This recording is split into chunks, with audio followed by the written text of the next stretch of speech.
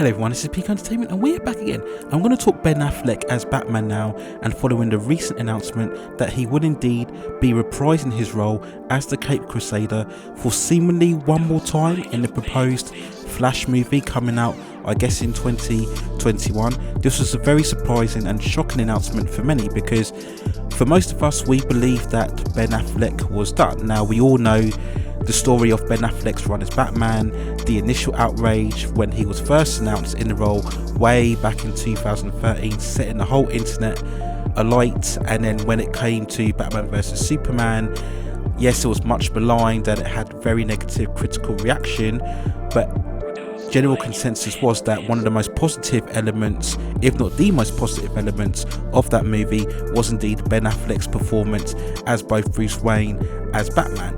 If not as such the interpretation of the characters, which I had a problem with, it was more that he performed the role very well. And then we go on to the Justice League movie, again much maligned, just like Batman vs Superman. People didn't like the fact that they completely did a 180 in Ben Affleck's character, the fact he was throwing in all these one-liners, all that hatred and intensity shown towards Superman in Batman vs Superman was completely done away in a course correction. People just hated this direction and tone that they took the character in. But again, I don't think it was people hating towards Ben Affleck, it was just the direction and the tone that they took the character in, much like we had with Henry Cavill as Superman. So we come to the initial announcement, and the actual news broke from Variety Fair. Now I will talk a minute about the nature of this news and why it broke now and not supposedly at the DC fandom event, which is taking place in a day's time.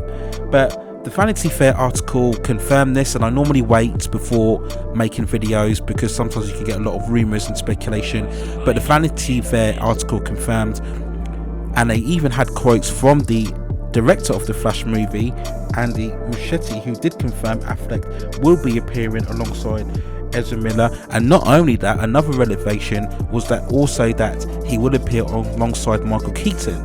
Now we did have the news about 3-4 weeks ago that Michael Keaton was in talks to appear in the Flash movie, but he was only in talks, so again we took that more as rumor or speculation. But he seemingly confirmed also Michael Keaton will be definitely taking part in this role of the Flash movie. Andy Muschietti basically stated that Ben Affleck's return would have an emotional impact and it would have a substantial part within the movie.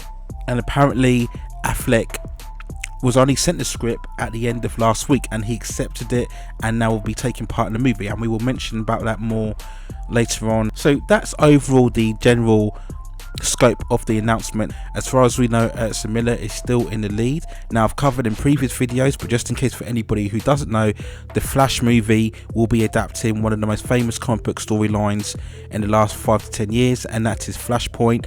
This involves Barry going back in time to prevent the death of his mother.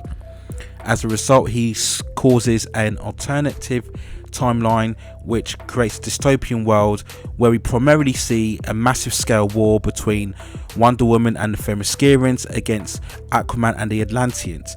And we have alternate stories of other famous DC characters where we see Superman is taken captive, we see Cyborg is really a kind of puppet for the government, and the most distinctive part of this storyline, of course, is that it was actually Bruce Wayne who was killed in Crime Alley and not Thomas Wayne, his father, and his father then goes on to take on the role as Batman and fight the crime within Gotham. So we're going to cover a couple of things here. Now first of all, the actual Affleck role itself. Now I personally thought he performed quite well in BVS, but it was more the fact that they took the Frank Miller interpretation of the character where he was this more psychotic, very physical, brooding character. So it was more the interpretation of the character that I felt didn't quite fit in tone of what the character should be. Now obviously after Justice League, Ben Affleck has had other movie projects following that. We all know he's had personal problems off camera, and I think he recently stated shortly after Justice League that he was never coming back to the role again. He just felt jaded and his heart just basically just wasn't in it anymore, and that's why he decided to leave the project. So it is surprising that he's coming back. Now the first thing I wanted to pick up on here is that even though he has a substantial role and an emotional impact, I'm not sure how much involved he'll be. And the key thing to hear is that when we read the article, it mentioned that he was only sent the script last week and that he accepted the role. Now for me, for any actor, if they have a substantial part, and when I mean substantial, I mean they have a supporting role for, let's say, half of the movie's running time, okay? Now if he has that involvement, then he would have been sent the script weeks ago or months ago, right? Because he would have taken the time to prepare for the role physically and mentally. But the fact that he's taken it at a week's notice, to me, gives the suspicion that maybe the part is only a small part, right? Maybe it's one scene or two scenes maximum. Maybe this is Ben Affleck doing Warner Brothers a favour, because we all know he has a very good relationship with Warner Brothers. The fact that he's directed multiple projects with the company. I think this is more a case of Ben Affleck saying, well, you want me in this movie because they want to use Batman to promote The Flash, which I'll talk about more in a minute. It's only one or two scenes, I don't mind doing it. That's what I think it is. The fact that it was only a week ago that they sent him the script and he's accepted. The fact that maybe it's not really much of a big effort, so it won't be too much of a strain on him, okay? Relating back to his comments that he was drained by the role, and of course we know the off issues that he's had outside of film, why would you come back if it was such a massive involvement, right? Because we know that these are big blockbuster movies. These are movies that take 4, 5, 6 months because of the big massive sets and all the action set pieces, and then he's got the promotional tours and the press commitments to go through. Why would you accept that all on a whim? Okay, so that's why I think this may be a small part. And if you go particularly by the animated version of this storyline, spoilers if you haven't seen it, but the concluding scene has the Flash when he's managed to reverse or prevent the dystopian timeline that he's created, and he ends up in the current timeline of the DC mythology, which was basically the start of the New 52, and he encounters Batman, and he shows Batman the note that he encountered from the Thomas Wayne version within that timeline. So that's a very much of an emotional part, because that's Batman forming a connection with his father. So I imagine the emotional impact will maybe be a recreation of this scene, because as we know from the Justice League movie, it was Bruce Wayne, of course, that did recruit Barry Allen into the Justice League. So maybe they'll try and find the link towards that connection to build your more emotional impact and significant role within this movie. So that's where I think it's going to be. I mean, I've got nothing to base it on, but just a hunch that I've got, that maybe, I don't think this is going to be a significant role. I just think it's going to be maybe 1 or 2 scenes, primarily at the end of the movie, because you've also got Michael Keaton to be involved as well, right? He may be following with Michael Keaton for most of the movie and then reconnect with Ben Affleck at the end of the movie. But at this current time, the Snyderverse is the current timeline or the current continuity within the DCU, because as we all know, Wonder Woman 1984 takes place in the 80s, of course. The Batman reboot with Robert Pattison, which I'll talk about in a minute, takes place, I believe, in the early 1990s, right? So this will be a good way for them to have Flash take part in this alternate timeline adventure and then reconnect into the current continuity going forward. A lot of people are speculating that Ben Affleck's return may result in future film projects of him as Batman, and maybe a continuation perhaps on HBO Max. I don't believe that would be the case, because DC have already announced a new Batman in Robert Pattison, directed by Matt Reeves. And if we think about it, that's not going to be a one-off, or they hope it won't be a one-off. They are rebooting that character with a new director and a new actor, hoping for it to be the next big Batman franchise, okay? So they've already got probably 2-3 movies down the line, right? So if you originally thought you were going to bring Ben Affleck back and start doing future movies of him, then why would you go forward with the Pattison version, right? Remember, this is a movie that's going to cost anywhere from 150 to 200 million budget. So think of how confusing it's going to be if they push forward with Pattison's Batman and then at the same time make future film projects for Ben Affleck's Batman. Like, why would you do that? All it's going to do is take the shine off the Pattison Batman, and it's going to also be confusing for audiences. Now, Yes, hardcore comic book fans, they're very much used to alternate timeline stories and retcons and reboots within the universe. They're used to that, you know, we could argue that's one of the main reasons why there are so many issues for the comic book industry at the moment, right? Because you don't have that singular continuity. It will confuse audiences to have two live action Batmans in movies at the same time. You know, general audiences, they just won't get the multiverse storyline. They won't be able to understand why you can't just have one long running continuity. And if you think about it, that's been the foundation of the success of the MCU. The fact that it's been one singular long continuity that makes it accessible for both comic book fans and non-comic book fans.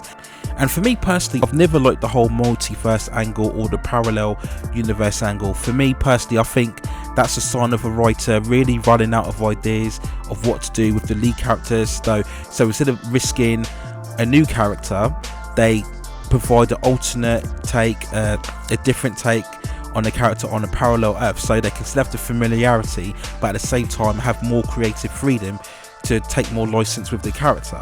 So I always think it's a bit of a lazy strategy, the whole multiverse or the parallel universe. If we look at the coverage of the Pattison version of Batman so far, I would say it's been very mixed at the moment. If we look at the footage from the costume to the Batmobile to the initial reveal, remember when we had that slow motion reveal of the costume all in black, and then we're hearing various storylines that's going to have multiple villains such as Catwoman, the Riddler and the Penguin in the role. A lot of people have been very mixed about the casting. They're not very convinced about Robert Pattison. We had all of those statements that he made about not wanting it to work out, and a lot of people are still very mixed on whether he's physically built enough for the role or whether he has that kind of manly presence that the likes of Michael Keaton and Christian Bale had before. So again, it's very mixed. So the last thing I think you want to do is start building hype for previous Batman, because all it does, it takes away the hype and the shine away from Pattison's Batman, right? You want the focus to be more on Pattison's Batman going forward. The fact that the announcement itself, and it came out now, a lot of people have questioned why the article was broken out now, because as we all know, the DC fandom event is coming out in a day or two. Now, for anybody who doesn't know, this is a special online event running for 24 hours straight, where we're going to see a lot of the DC content promoted, whether it's from the television or the movies or the comics. So we're very much going to see more coverage of the Wonder Woman 1984. We're going to see a lot more of the CW shows, you know, Flash, Supergirl, Legends of Tomorrow. We're going to get more information on the Aquaman sequel, as well as more information on the Batman movie for Matt Reeves version. So you'd like to think an announcement like this would surely be appropriate for the DC fandom, because nobody was expecting it. So the hype levels would have been through the roof if they went through all the individual panels, and then the last panel they revealed at the end that Ben Affleck was returning. That would have people, you know, talking a lot longer, along with any other news that would be breaking through the DC fandom. So I think it was just a case of maybe they couldn't contain the news, maybe somebody was going to leak the announcement. So it's always best to announce it yourself rather than the news coming from somebody else, because then you can put your own spin on it and reveal as much information as possible. I've read other conspiracy theories that they announced now to kind of block out the other controversial issues, such as the Ezra Miller incident where he's seen on video choking a woman within a store. We've also got the recent controversies surrounding Ray Fisher and the supposed accusations against both Joss Whedon and Jeff Johns. And there was a recent announcement, of course, that there's currently an investigation being taken out by Warner Brothers regarding those allegations. So people are speculating to believe that this announcement was designed to put out there now, so that when it comes to the DC fandom, people will be talking about this more than the controversial issues and subjects. Now, I can understand why people think that, but I don't think that's necessarily the case. I just think this was a case of the news leaking at an appropriate time, and they're going to have to kind of reconfigure the panel and the setup within DC fandom going forward. So what will this mean ultimately for the DC cinematic universe going forward? Well, again, for me, I just think it's a case of them not having a clear plan or a clear vision, because for me, a clear plan would indicate that you wouldn't go back to previous versions of Batman, you would kind of let those versions, you know, live in the past, live in the memory, and then you would push on forward with your brand new Batman, and hopefully if that's a success, then you would kind of spin off into other properties and slowly, steadily build off your cinematic universe that way. I've always said the main problem with the DCEU is that it tried to have it all at once by doing the team up movies first and then spreading out into the solo projects before you jump into all these separate movies. So I don't think it's going to hurt. I mean, it's not. There's nothing wrong with this if you want to give fans, you know, one more look at Ben Affleck as Batman, one more look at Michael Keaton as Batman. I don't think there's anything wrong for that. I think this is more glorified fan service than I think anything substantial. I don't think we're going to get more movies of Michael Keaton down the line or Ben Affleck down the line. I just think this is more a case of driving up the hype. So that's what I think it is, and people are always going to have their favourite Batmans, and like I said, there's a lot of adoration for especially the Michael Keaton films, and a lot so for the Ben Affleck films. So that's what I think this really is. Now, the other aspect I do want to talk about, and maybe I'm being a bit complacent, but again, I think it's a bit disappointing that the Flash movie isn't really about the Flash anymore, is it? Because now all the hype is about Batman, right? I've never agreed with adapting the Flashpoint movie for the first time or the first cinematic appearance of the Flash. The Flashpoint movie should be something you do where you're nearing the end of your cinematic universe, a bit like what we had with the Infinity Gauntlet story for the MCU, right? The Flash movie should be the Flash as a central character on his own, in his own set world, where we get to see more of his relationship with his father, and we get to know Iris, and then we get him to see how he adjusts to his powers, and then he takes on a major villain, whether it be Reverse Flash or the Top or Captain Boomerang, Gorilla Grodd, one of his rogue or villains. That's what I think the first Flash movie should be about, right? But if you think about it, we're not even talking about the Flash. All we're talking about is Batman, Batman, Batman. Batman is kind of taking away all the hype from the Flash character. So when people go into this movie, they're just going to be looking forward to seeing Michael Keaton and Ben Affleck and maybe how they do, and maybe making comparisons to Robert Pattison's Batman. It's taking away all the hype from the Flash. And this is again the eternal problem for me with DC, is that everything is centered yet again around Batman. Batman is dominating their universe, right? We had the same issue with this when we went back with Batman vs Superman, right? We had Man of Steel. Okay, it was a very divisive movie, but I think it was a good enough box office take. It made around 668 million worldwide, but what it needed was a standalone Superman sequel where we got much more the consummate version of the character. But no, we threw Batman in there. He took the top billing. It was Batman versus Superman, and again, spoilers if you haven't seen Batman versus Superman, but again, it was Batman that had to defeat Superman in the battle. It was Batman that had to recruit the Justice League. Do you see what I'm saying? It's just everything, once again, it's just focused around Batman. Now, people say, well, yes, he's the cash cow, but you really are underutilizing your universe. Look, in the last 3 to 4 years, we had a Wonder Woman movie that made over $800 million. It got really good critical reception and a positive vibe from fans. Everybody generally loves Gal Gadot in the role and Patty Jenkins as his director, right? So you should be pushing Wonder Woman as much as possible. Last year, we had an Aquaman movie that made $1 billion at the box office. You know, way overachievement. I don't think the most optimistic Aquaman fan could ever believe that an Aquaman movie could make $1 billion at the box office. But there's been no further push for Aquaman. We're just going back to Batman again. And I just think it's a shame. I just think, again, this announcement that we're going back to Ben Affleck, while it's good fan service for the fans, and there's not really anything too negative about it. If you want to give fans one more shot at Affleck, whether it be from the Snyder Cut or an appearance in the Flash movie, but I just think it hurts your other characters. You're not utilizing the potential of your other characters, and there is so much potential with the Flash. You look at the CW show, regardless of what you think, it's in its 7th season now, and yes, okay, it's had its ups and downs, but look how much they've tapped into the source material and the potential of that character.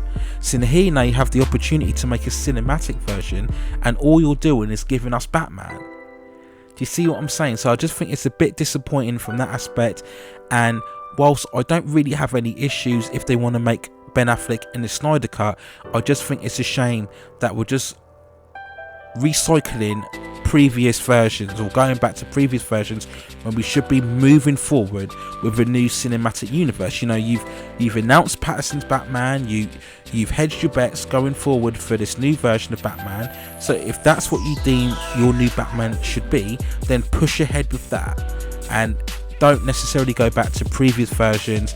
And let's be honest here, the Ben Affleck was a failed experiment, whether you would like to admit it or not. In terms of the writing, the interpretation, however way you want to look at it, it was a failed take on Batman cinematically. It didn't cross over to the fans the same way that the Christian Bale version did or the Michael Keaton version did. It was a failed experiment. So again, we should be moving forward, and I think this is a more general debate against all franchises, but particularly with the Ben Affleck version here, we should be focusing more on Pattison's Batman and going forward and creating a new cinematic universe for the DC. I mean, maybe this may be their plan, to have a Flashpoint movie where we see these alternate versions of Batman. It's kind of just a final fan service for the fans before we get the initial reboot where Barry comes back to the future, changes it all, and then we get a new rebooted version, and then maybe that's what we start again with Pattison's Batman. That might be the case, and I probably wouldn't have a problem for that, because I've always believed the DC cinematic universe should be rebooted anyway.